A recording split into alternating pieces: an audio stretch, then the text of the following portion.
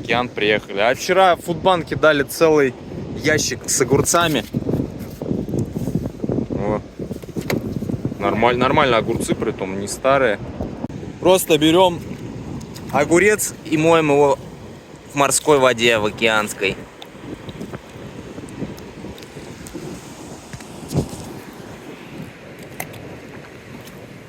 И получается огурец с солью. Классно? Подсоленный. Ага. Нормально.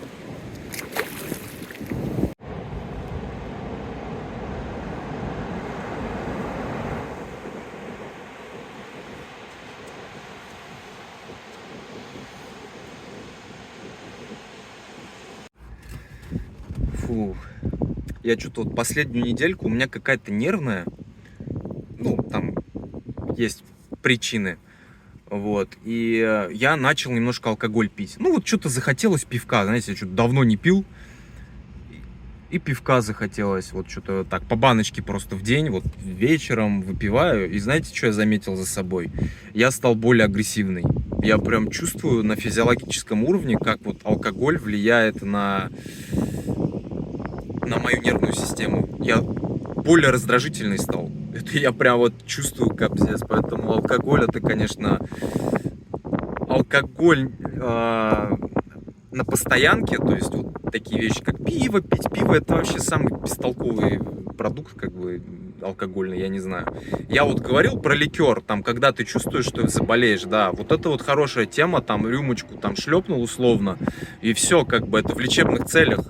А вот систематическое употребление алкоголя, это, конечно, задница. И вот я неделю вот пил, ну, как неделю, в день по баночке, там, даже меньше пил. Я просто чувствую, как я стал более агрессивный, серьезно. Это ужас, короче, ребята. Не пейте, если можете. Лучше занимайтесь микродозингом мухоморов. Алкоголь это зло. Вот. Иногда, очень редко, нормально заходит, да, но вот на систематичное, постоянное. Ведь почему люди начинают пить? Ведь не от лучшей жизни. Люди просто хотят выпасть из этой реальности. Вот. Они бы, может, и другим чем-нибудь занимались. Но алкоголь это самый простой и доступный способ выпасть из реальности. Напиться после работы, после нелюбимой работы, прийти выпить. И ты хоть на какое-то время, на какое-то мгновение где-то вот в другом измерении находишься. Вот, как проблемы немножко улетучиваются, но потом все это возвращается. Поэтому это не решение, это просто ты на мгновение выпадаешь, но потом становится еще хуже. И у тебя еще в больше депресняк влетаешь. И вот люди всю жизнь так живут. Я не понимаю, честно, как так. Это ужас. Вот жизнь вот так делать, заниматься тем, что тебе не нравится, просто пытаться заглушать какими-то вещами, там, алкоголем. Ну, даже не алкоголем, проблема тут гораздо глубже. Кто-то занимается спортом, также погружается в это, но по факту корень-то не меняется. По факту человек, если занимается чем-то нелюбимым ради того, чтобы там заработать, там, чтобы обеспечивать свой образ жизни, как бы суть не меняется. Пусть он там и бегает, там, я не знаю, марафонами занимается, там, велосипедом. Суть не меняется. Все равно человек в глубине изначально несчастливый. Просто когда он занимается там хобби, ну, хобби это лучше, чем бухать, правильно? Но корень не меняется от этого. Корень жизни. Если тебя все равно, что твоя работа не устраивает, как бы, какими бы ты ни занимался там хоббями, ничего не поменяется. Ты просто пытаешься заглушить, перебить чем-то вот этот привкус говнеца. Нет, так жить это, конечно, очень тяжело. Ну, это смерть, по сути. Ты как живой труп становишься, если ты живешь вот так механистически. Меня вот уже за 7 лет вот эмиграция, это вот здесь вот так вот. Я чувствую, как будто психану скоро, нахрен. Ох, ребята, сейчас такое будет. Тут сейчас такое решается, обалдеть. У меня аж сердечко забилось. Я сейчас там билетики покупаю кое-куда. Но я вам не скажу. Когда прилетим, тогда узнаете. А прилетим мы, может быть, через 1,5 месяца где-то. Может, меньше чуть-чуть. Ох, сердечко бьется. Ну все, ребятушки, взял билеты. $563 вышло. Это туда и обратно вместе с багажом. То есть велосипед как багаж. Вот. Я не знаю, сами додумайте, куда это может быть. Но очень классное место. Вот. И я понял, что надо брать, когда у меня вот здесь засвербило. Я вот в прошлый раз, когда я сплавлялся по Миссури, я тоже билеты заранее взял, там месяца за 2, и ты все, уже готовишься, ты уже точно знаешь, куда ты поедешь. И ты уже к этому готовишься. А когда вот у тебя какого-то дедлайна нету, ты, ну, вот у тебя нету какого-то надзора в этом плане, и ты такой, может туда поехать, а может сюда поехать. Это то же самое, знаете, как когда выбираешь, что посмотреть вечером, какой фильм. В итоге ты вот смотришь, долго ищешь, в итоге ты уже никуда не хочешь смотреть. И вот с путешествием вот таким вот на ограниченное время у тебя то же самое. Ты смотришь, выбираешь, думаешь, а может там, а может сям, а может там сплавиться, а может здесь покататься. И, короче, в итоге ты такой, ну, время-то проходит, и в итоге ничего. А тут я вот решил также купить билеты, уже чтобы 100% я знал, куда я лечу и зачем. Вот, я примерно посмотрел карту дорог. Там выбирать-то особо не из чего, там дорог-то мало. Но есть, можно проехаться. Вот, поэтому начинаем готовиться. 2 июня будет полет туда. Вот, это примерно сколько? Сегодня 29 апреля. Короче, ну, месяц и неделька есть, чтобы к этому готовиться. А сейчас надо будет работать, чтобы за Марину заплатить за 2 месяца. Плюс для путешествия мне нужно много чего сделать, подготовить велосипед. Ну и вообще там нужны будут деньги на продукты и тому подобное. Поэтому сейчас мне нужно будет работать. И, наверное, прямо сейчас поеду работать, пока время еще есть. Блин, какой кайф работать вечером. Обалдеть. Машин вообще нету, ездишь. Дороги свободные, никто не бесит. И у меня сейчас такое жгучее желание работать появилось, потому что я знаю, ради чего работать. Прям вообще. Я сейчас поехал, вот билеты взял, поехал, сразу заказы пришли сейчас. Вон. Какое-то мороженое везу за $8. Буквально пару миль. Сейчас чувака с бутылями возил. С алкашкой, блин. А он мне ничего не сказал. Я просто по пути его взял, доставку взял и его по пути. И он сидел, молчал, блин. Прям в ногах у него бухло было. Надеюсь, ничего не взял. Я сейчас для себя открыл вообще искусственный интеллект. Ну, вот последний вот месяц, наверное. Я, конечно, понимаю, для кого-то это еще и год назад вот было там и более таким открытием. А для меня вот только сейчас. Я уже практически не пользуюсь поисковиком в классическом его понимании, что там заходишь в Google или еще куда-то там вбиваешь. Можно все спросить, вот у Gemini просто голосом спрашиваешь. Она у меня сейчас учет расходов таблицу ведет, вообще классно. Это реально так удобно, это так упрощает все. Вот, все вопросы по путешествию она мне как бы разжевывает в плане еды, там, ну, в плане самой дороги, что там есть интересного, это классно. Ну, я, конечно, сам на карту смотрю, что как, но все равно это такой помощник офигенный, это классно, это упрощает жизнь настолько. И вот я уже в поисковик практически не захожу, чтобы что-то найти. Вот сейчас я у нее спросил, что из бобовых легче всего варить. Ну, это чечевица. Ну, я так и знал, в принципе. Это просто к тому, что в путешествии там мне надо будет запастись. Чем запастись? Вот, так что чечевица это must have. Ну и, конечно, гречкой. Гречкой надо будет запастись. Я надеюсь, что смогу найти ее в Анкоридже на Аляске, чтобы не везти ее отсюда. Потому что у меня по весу как бы ограничения, там неохота будет переплачивать. Там с едой это все в Анкоридже надо будет там решать вопросы. Анкоридж, Fairbanks. Ну раз уж проболтался, да, я еду на Аляску, а то я не говорил, думал, там тайну какую-то. Да что таить, еду на Аляску.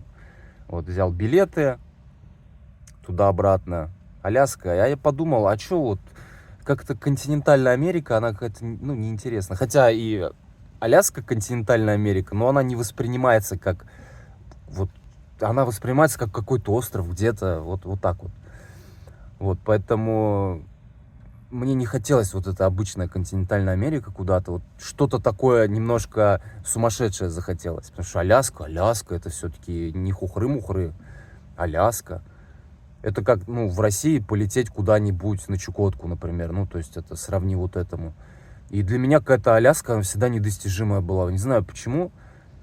Наверное, потому что, ну, я не могу по суше до нее добраться, потому что я не могу покидать территорию Соединенных Штатов, Советского Союза, хотел сказать.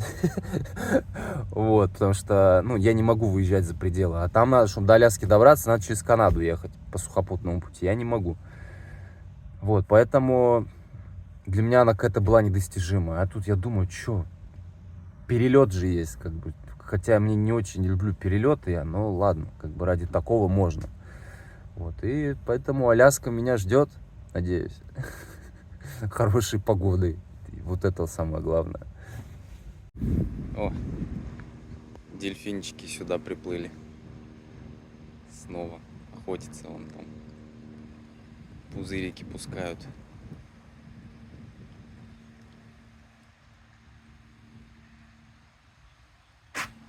Оп.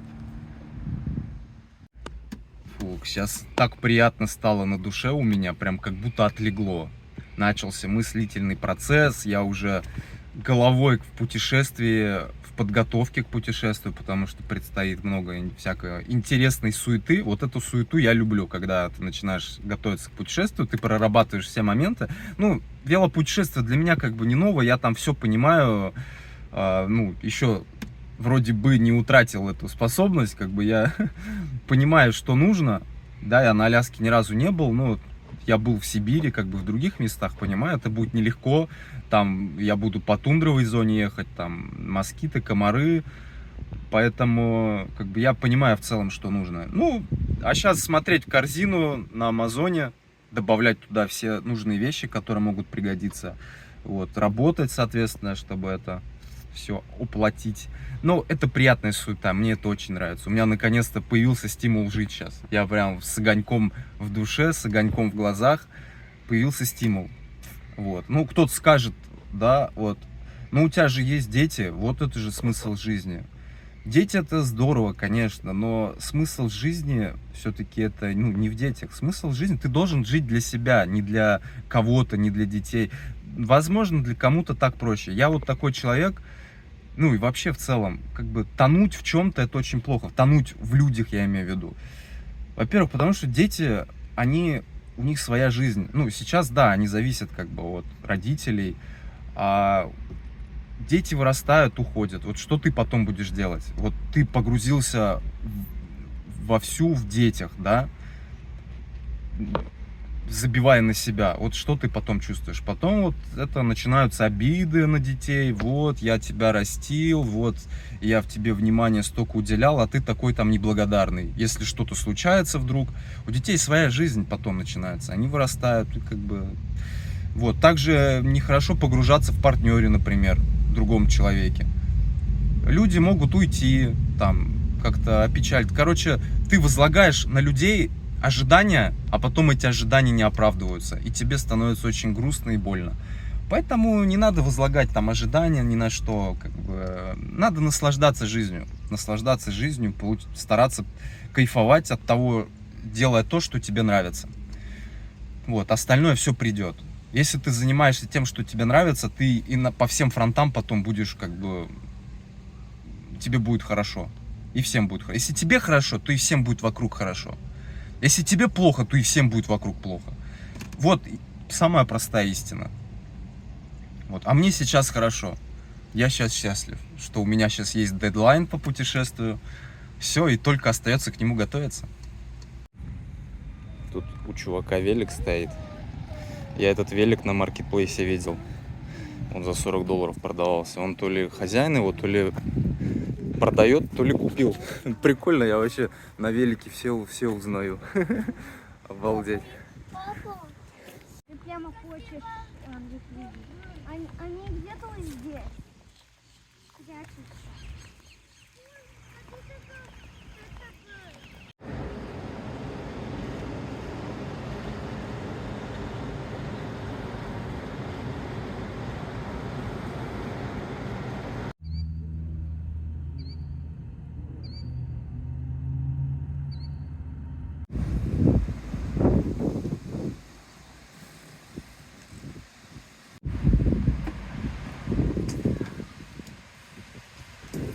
Вот вроде этот велосипед со мной уже сколько лет, да, я его все продолжаю подгонять под себя, модернизировать. Сейчас он пришел вынос, я заказал. Вынос. Он немножко короче и выше. То есть вот он, видите, вот он будет так стоять. Руль, соответственно, будет ближе и повыше. Потому что, вот как я уже говорил, ну, по моим ощущениям, рама это L-ка, она немножко большеватая мне, и мне нужно максимально руль приблизить немножко и повысить. Потому что мне неудобно на долгой дистанции, когда едешь, немножко высоты руля. Едешь немножко какой-то полусогнутый, ну, хочется немножко повыше. И вот, надеюсь, вот с новым выносом эта проблема решится. Вот. Этот вынос хороший, тоже коротенький, он сколько со мной проехал-то, я уж и не помню, он с Владивостока, по-моему, со мной. Вот, но мне нужно немножко повыше руль, немножко выше. Сейчас буду ставить и поеду кататься на долгий трип, тем более мне нужно не терять форму, надо немножко подальше ездить. Ну, совсем другое дело. С этим выносом посадка стала гораздо комфортнее, удобнее. Чего я так раньше не сделал, не знаю. Прям вот то, что нужно. Ну, я проехал, конечно, пока 2 мили, но я не думаю, что будет хуже в последующем. Поэтому вообще мне очень нравится. Посадка стала выше, удобнее. Тем более у меня руль баранка. Как бы у меня есть и нижний хват, и верхний. Если надо мне пригнуться, есть вот для этого и нижний хват. Блин, какой кайф с попутным ветром по океану ехать. Вообще. Прям вообще кайф. Я еще, кстати, в кроссовках моих трекинговых поехал. Именно в них я поеду на Аляску. Поэтому я решил попробовать, ну, обкатать как бы их. Потому что я не хочу в контактах там ехать. Потому что я планирую, ну, не просто на велике ездить, каким-нибудь в город забираться там, гулять где-то по каким-то трейлам. Вот, поэтому мне нужна универсальная обувь. Контакты, они не подходят для этого, какие бы они ни были. Все, я уже доехал до маяка. Вон там маяк светится.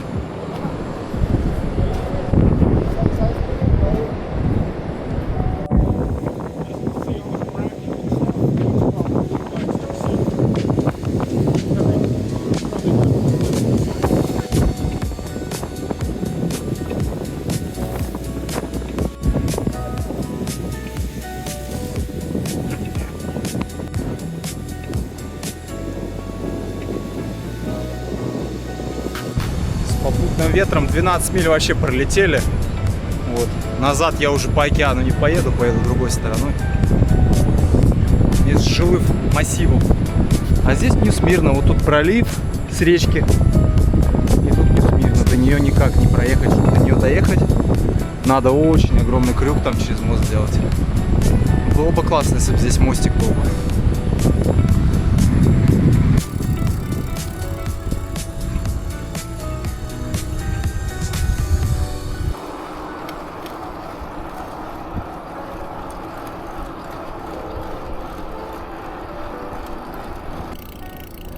Блин, уже 100 лет я здесь не ездил.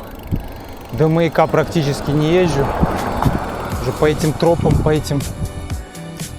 Вообще, сколько лет я тут не был. Хотя раньше каждый день почти тут был. Кайфовая здесь дорожка такая, она уходит средь мангровых зарослей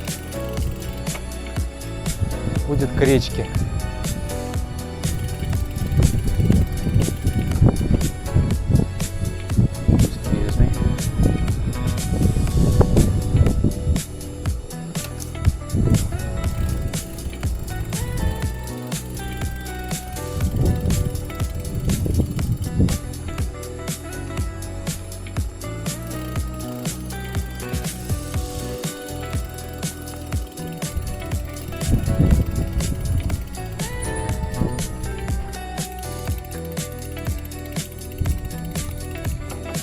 Hello.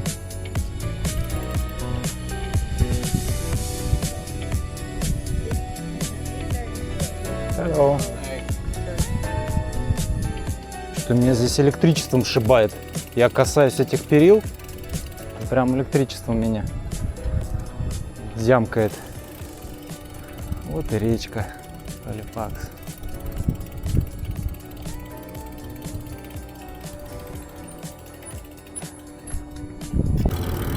Ну что, 25 миль проехал, полет отличный, ну нормально прям. Нету такого дискомфорта. До этого, так как руль у меня был низко и чуть далеко, мне приходилось нагибаться, соответственно, паховой областью у меня облокачивался на сидушку. Короче, паховая область, она немела просто. Сейчас нормально, так как я выше стал сидеть, вообще отлично. Единственное, жарко в этих кроссовках ездить, но на Аляске это будет вообще нормально. Там и не Флорида.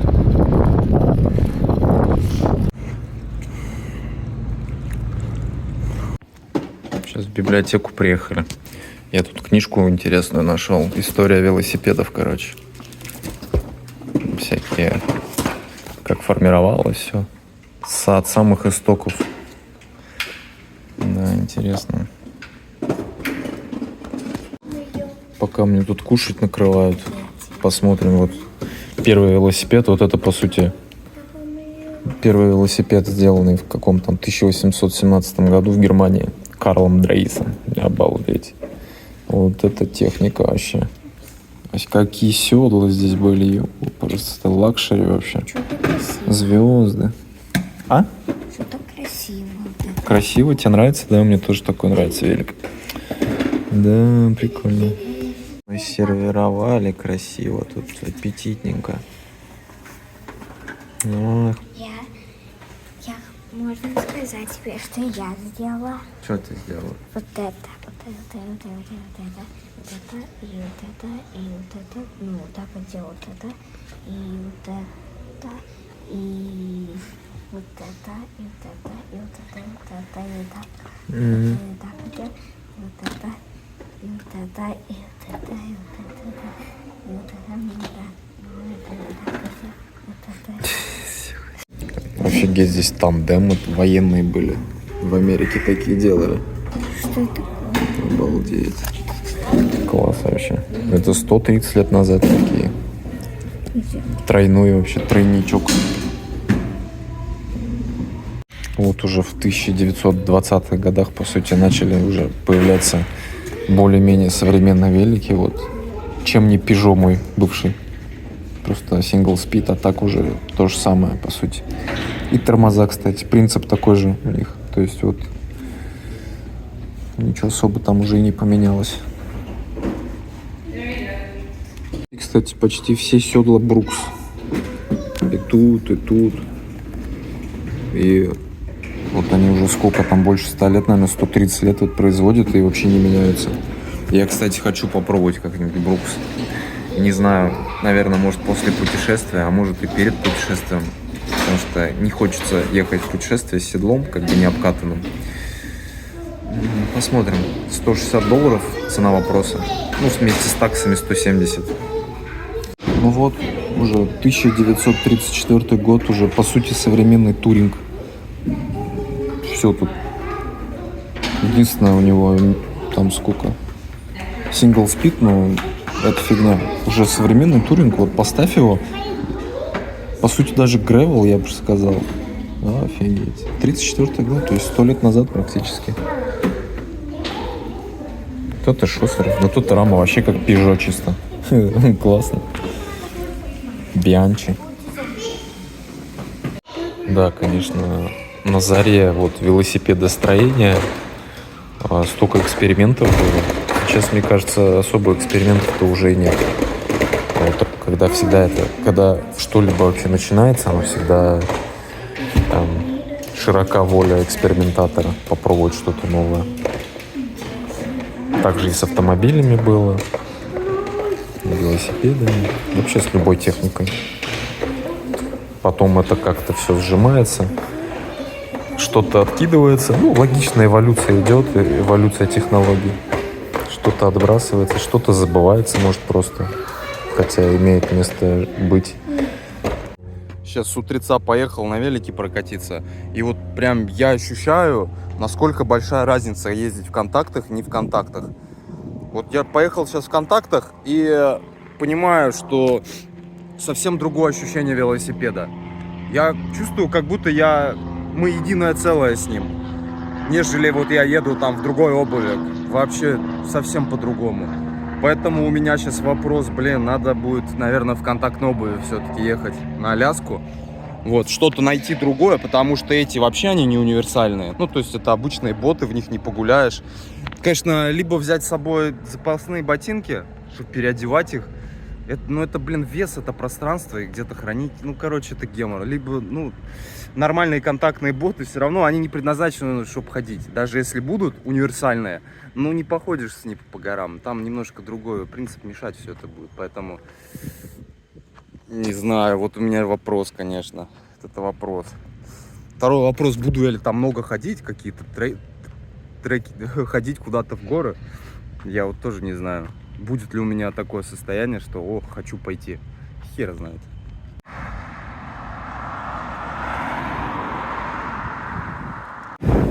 В городском потоке такой азарт ездить.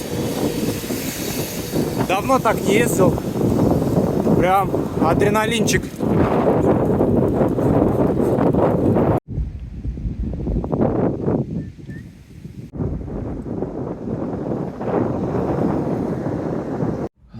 Ну что, снова возвращается горячая пора в Дайтону.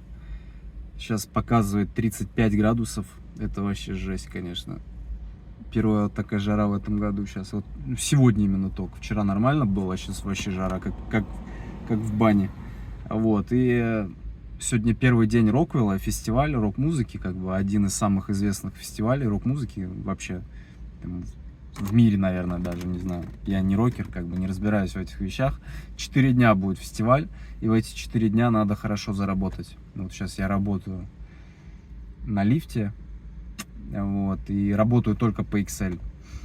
Поэтому сейчас жду вечера, когда уже с фестиваля, уже основной поток весь на фестиваль поехал, он где Speedway находится. Вот.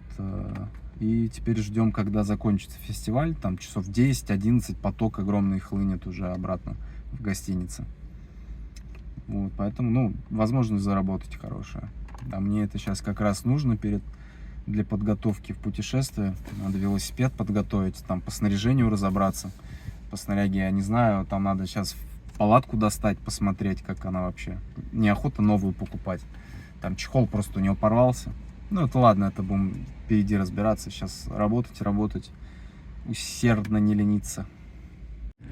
Вот такие здания прикольные. Тут в центре Дайтоны, в историческом центре. Старенькие.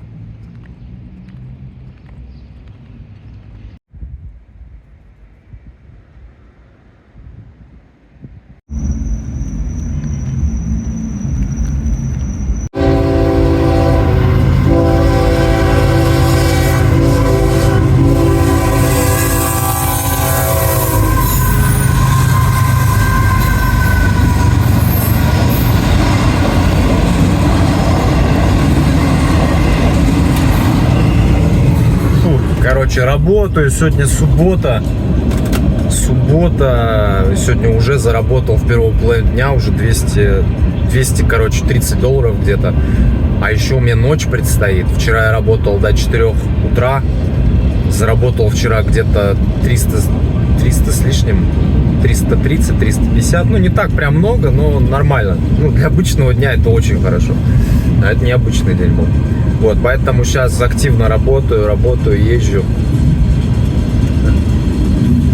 Вот. С ребятами тут познакомился, с Украины, украинцы. В Тампе живут здесь местные. Вот, возил их раза 3, наверное. Номерами обменялись. Вот. Вот, так что работаем. Готовимся к путешествию.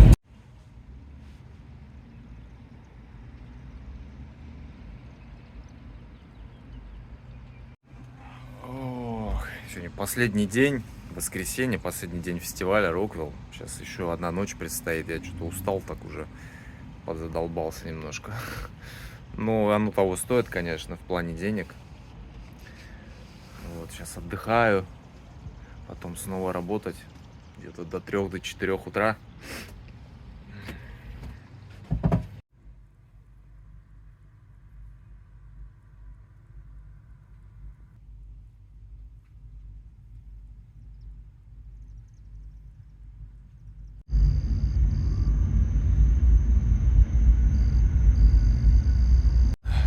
Сейчас я подъехал уже к месту фестиваля, это International Speedway там находится, и в общем там происходят все мероприятия.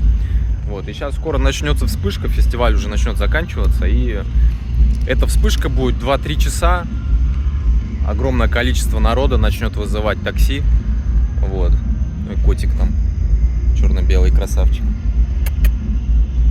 И вот эту вспышку нужно провести очень эффективно. То есть не кидаться за любым